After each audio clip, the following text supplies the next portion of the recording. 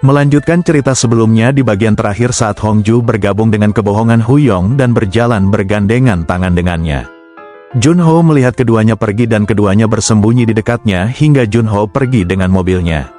Setelah Junho pergi, Hongju berterima kasih kepada Huyong atas bantuannya dan memintanya untuk berpura-pura tidak tahu apa-apa saat Huyong bertanya tentang hubungannya dengan Junho. Hongju melepaskan tangannya dari tangan Huyong dan pergi untuk kembali bekerja. Di sana, CEO Bae, bosnya meminta Hongju untuk mengerjakan presentasi untuk proyek mendatang bersama Junho. Hongju menolak mengerjakannya tetapi CEO Bae memintanya untuk lebih tegar. Ia memberitahu Hongju bahwa keadaan tidak akan selalu menguntungkan baginya dan memintanya untuk mencari cara agar masalah pribadinya tidak mengganggu kehidupan profesionalnya. Sementara itu, di Rock Asset, Huyong terkejut mengetahui bahwa mantan pacar Hongju adalah Bang Junho, penulis yang sangat ia kagumi di sekolah menengah. Dalam perjalanan pulang, Junho berbicara dengan agennya yang memarahinya karena mendaftar untuk animasi dari novelnya yang belum selesai. Agen tersebut memberitahu Junho bahwa ia mempermainkan perasaan Hongju lagi mengingat betapa ia menangis setelah Junho pergi ke luar negeri. Junho memberitahu agennya bahwa ia yakin Hongju akan menyukainya karena cerita-ceritanya adalah sesuatu yang tidak akan pernah bisa ditolaknya. Pada saat yang sama, Hongju mengambil novel baru Junho dan mulai membacanya. Di sisi lain, Huyong menertawakan situasinya sambil mengingat kejadian di sekolah menengah.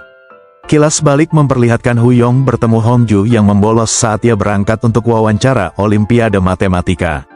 Para guru dan staf sekolah menyemangati Huyong, memintanya untuk mengharumkan nama sekolah mereka. Alih-alih pergi ke wawancaranya di Universitas Nasional Seoul, Huyong justru mengikuti Hongju yang sedang dalam perjalanan untuk menemui Junho di markas militernya. Hongju bertanya mengapa Huyong mengikutinya dan Junho mengatakan bahwa ia tidak yakin mengapa. Keduanya tiba di markas militer dan Hongju memberitahu Huyong bahwa dia akan mengungkapkan perasaannya kepada Junho. Huyong yang sekarang merasa malu mengingat kejadian itu. CEO Baik terkejut saat mengetahui keponakannya jatuh cinta pada tetangganya. CEO Baik marah besar karena Huyong tetap tinggal di Korea Selatan karena Hongju dan mencoba meyakinkannya untuk naik pesawat kembali ke AS keesokan harinya. Tuan Sohan, rekan kerja Hyeji sekaligus pria yang pergi kencan buta dengan Hongju sedang duduk di ruang staf. Hyeji memanggilnya keluar untuk mengobrol dan meminta Tuan Sohan untuk mengajak Hongju berkencan lagi. Tuan Sohan hendak menyatakan perasaannya kepada Hyeji ketika bel berbunyi dan Hyeji harus meninggalkannya sendirian. Malam itu, CEO Baik marah ketika ia melihat bos Hongju. CEO Bae telah memarkir mobilnya di tempat parkirnya. Ia kemudian pergi ke kantor dan memberitahu Huyong bahwa ia sedang dipromosikan, seraya menambahkan bahwa ia diminta untuk segera kembali ke AS. Huyong menolak dan keluar untuk berjalan-jalan di mana ia bertemu Hongju yang meminta ia untuk makan ayam goreng bersamanya. Yang membuat Huyong kecewa, Hyeji bergabung dengan mereka berdua dan mengobrol. Hyeong hendak memberitahu Hyeji bagaimana ia menyelamatkan Hongju dari Junho ketika Hongju menghentikannya. Huyong menyebut Hongju bodoh dan tidak tahu apa-apa seperti saat ia masih SMA. Hal ini membuat Hongju kesal dan berteriak pada Huyong, meninggalkannya untuk makan ayam bersama Hyeji. Hyeji menyadari bahwa Huyong menyukai Hongju dan bertanya apakah sahabatnya tahu kebenaran tentang perasaannya. Hongju melihat dari luar saat sahabatnya akhirnya berbicara dengan gebetannya. Sementara itu, Hyeji minum alkohol untuk menerima kenyataan bahwa gebetannya jatuh cinta pada sahabatnya. Hyeji menunjukkan bahwa Huyong dan Hongju terus bertemu dalam serangkaian kebetulan dan bertanya-tanya bagaimana mungkin ada begitu banyak kebetulan di antara keduanya. Hongju pergi menghabiskan waktu di restoran Sangpil. Di restoran ayam, Hyeji bertanya kepada Huyong apakah dia akan tinggal di Korea Selatan untuk Hongju. Ketika Huyong tidak menjawab, Hyeji bersikap protektif terhadap sahabatnya dan memintanya untuk kembali ke Amerika sebelum menghancurkan hati sahabatnya. Di restoran Sangpil, dia memarahi Hongju saat mengetahui bahwa Hongju akan mengerjakan proyek itu bersama Junho. Malam harinya, Huyong berada di rumahnya, bertanya-tanya apa yang dilakukannya saat tinggal di Korea Selatan. Sementara itu, Hongju kembali ke rumah dan bertanya-tanya apakah Huyong kembali setelah kencannya dengan Hyeji. Dia memutuskan untuk mengurus urusannya sendiri dan naik ke atas rumahnya. Di rumah, Hongju menemukan kotak penuh animasi novel Junho dari saat dia pertama kali melamar pekerjaan di Peterspan. Meskipun kurang pengalaman, CEO Bae setuju untuk memberikan pekerjaan itu kepada Hongju berdasarkan tekadnya. Keesokan harinya, Hongju masuk kerja dan memberitahu CEO Bae bahwa dia bersedia mengerjakan proyek animasi ulang tahun ke-10 bersama Junho. Di sisi lain, Huyong bersiap untuk terbang kembali ke AS. Ia memutuskan untuk pergi tanpa mengucapkan selamat tinggal kepada Hongju. Di sekolah, Hyeji menghindari mengirim pesan singkat kepada Hongju tentang kencannya dengan Huyong. Pak Sohan sedang berada di lapangan untuk melatih siswa. Ia mendekati Hyeji dan keduanya mengobrol tentang teka-teki baru Hyeji. Hyeji meminta nasihat dari Tuan San dan bertanya apa yang harus ia lakukan agar gebetannya jatuh cinta pada sahabatnya. Tuan San menyarankan Hyeji agar membiarkan cinta pertamanya bersatu dengan sahabatnya karena mereka berdua terdengar seperti orang baik. Cara Tuan San memberi nasihat membuat Hyeji tertawa. Ia berjanji akan mengatur kencan buta yang lebih baik untuknya di masa mendatang. Saat Huyong dalam perjalanan ke bandara, ia teringat kejadian saat mereka masih kecil. Setelah Hongju tidak dapat memberikan surat cintanya kepada Junho, ia menjadi kesal. Huyong mengajak Hongju makan ramen yang ternyata terlalu pedas untuknya. Hongju mulai menangis lebih keras dan memberitahu Huyong bahwa dia telah memutuskan untuk tinggal dan mengungkapkan perasaannya kepada Junho. Huyong mengancam akan melaporkan Hongju karena berkencan dengan seorang tentara yang sudah cukup umur saat masih di bawah umur di sekolah menengah atas. Keduanya mulai bertengkar lagi dan Hongju menangis sejadi-jadinya. Huyong setuju untuk pergi ke markas tentara bersama Hongju malam itu, yang membuatnya tenang. Malam itu, Huyong meyakinkan penjaga untuk memberitahu dia di mana Junho ditugaskan.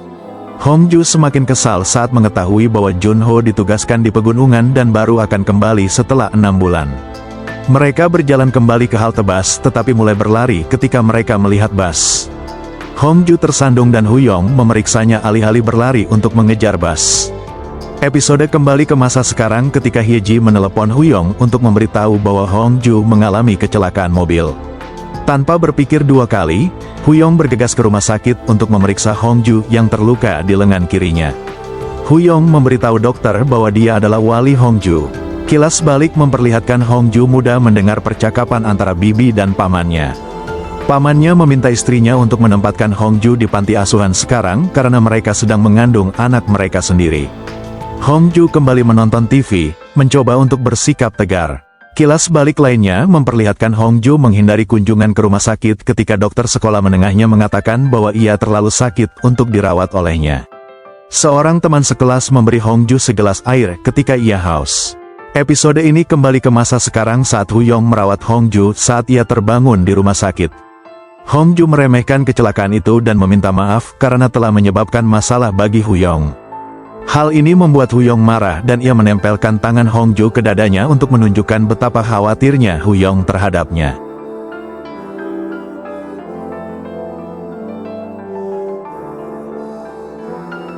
Huyong yang memberitahu Hongju bahwa dia peduli padanya. Hongju bertanya-tanya mengapa Huyong bersikap aneh. Pikiran bahwa Huyong menyukainya terlintas di benaknya, tetapi Hongju menepisnya. Hyeji dan Baekwook menunggu Hongju dan Huyong di luar rumah sakit.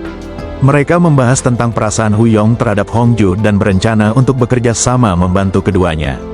Sebelum bertemu Hyeji, Hongju meminta Huyong untuk tidak menggodanya, membuat pria itu tercengang.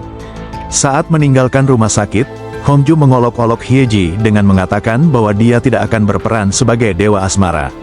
Sebagai pengingat, Huyong telah menjadi pujaan Hyeji dan tokoh utama wanita tersebut mencoba membantu sahabatnya.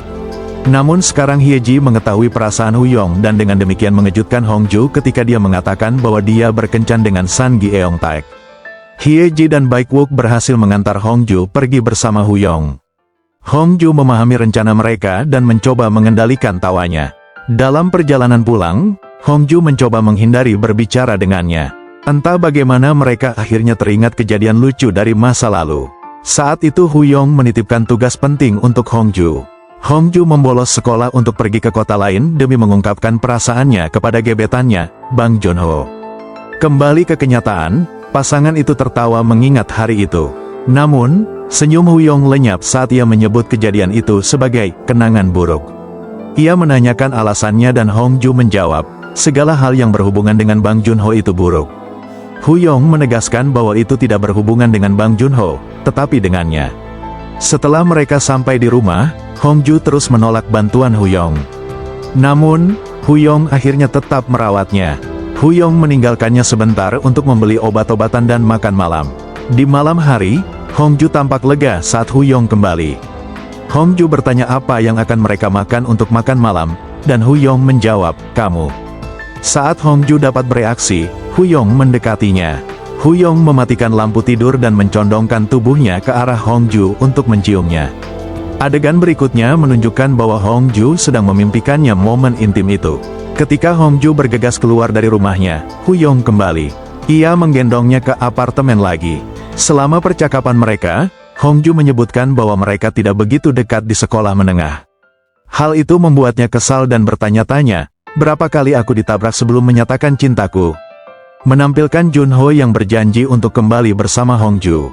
Sementara itu, Huyong dan teman-teman Hongju membantu Junho untuk membuatnya terkesan. Huyong memasak untuknya dan kemudian keduanya semakin dekat sambil mengingat masa lalu mereka.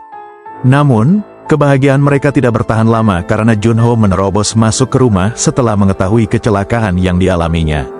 Sayangnya, ia tidak menangani situasi dengan baik dan akhirnya memprovokasi pasangan itu. Huyong hendak menyerang tetapi Hongju menghentikannya. Ia menghadap Junho dan memberikan jawaban yang pantas, membuat mantannya terkejut. Menjelang akhir, Huyong menghibur Hongju, yang membuat hatinya luluh.